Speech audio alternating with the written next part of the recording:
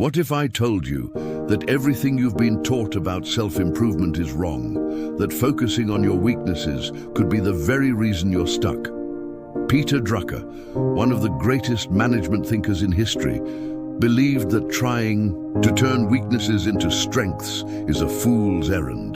Today, let me take you inside his philosophy in a way that will change how you see yourself forever. Welcome to the Becoming Vault, where we uncover timeless wisdom to help you grow, lead, and thrive. Today, we're diving into a big idea from Drucker's groundbreaking piece, Managing Oneself, the concept that you can't build on weaknesses. Meet Elijah. From a young age, everyone told him he was creative. His doodles filled notebooks. His storytelling captivated friends. And his problem-solving in brainstorming sessions was legendary. But Elijah had a secret insecurity. He was a mess. Deadlines loomed. His desk was a chaotic landscape, and administrative tasks felt like climbing a greased pole, driven by the relentless self-help mantra of work on your weaknesses. Elijah dedicated himself to becoming organized. He bought countless planners, downloaded productivity apps, and even enrolled in a time management course. He spent hours forcing himself to create color-coded systems and meticulously plan his days. But here's the thing. The more Elijah focused on his disorganization, the less energy he had for his creative spark. His ideas became stale. His passion waned. The very thing that made him unique began to dim. He was going from being a creatively brilliant individual to a mediocre organizer at a huge cost. Peter Drucker observed that most people don't really know what they're good at. We think we do, but we often guess based on what we enjoy or what others tell us.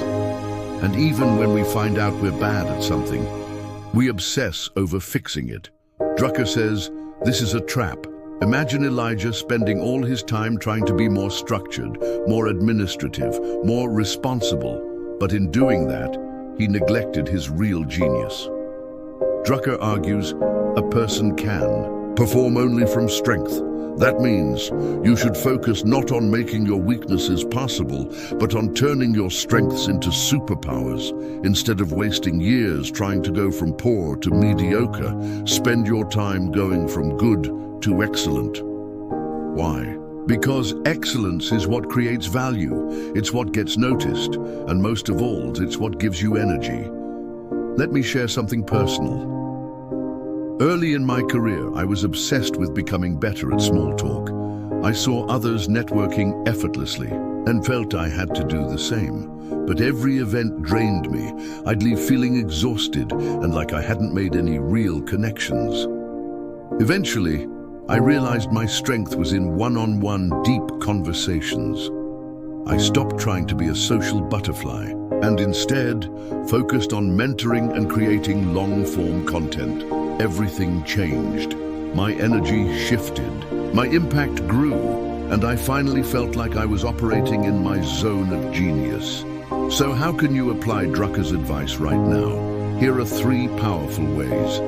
Identify your strengths, not just what you like, but what you consistently do well. Ask for feedback from people you trust. What do they consistently praise you for? What comes naturally to you, even if it feels like no big deal?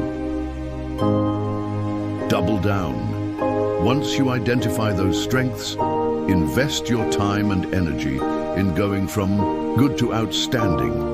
Take courses, practice deliberately, find mentors who can help you hone those skills. Delegate or ignore weaknesses. If a weakness isn't critical to your core strengths, stop wasting energy trying to fix it. If it is important, find someone else whose strength it is. For Elijah, this might mean hiring an administrative assistant who thrives on organization, freeing him to focus on his creative work. So ask yourself today, what if you stopped fixing what you're bad at and became world-class at what you're already good at? That's not laziness, that's strategy. Peter Drucker didn't just teach us how to manage companies, he taught us how to manage ourselves.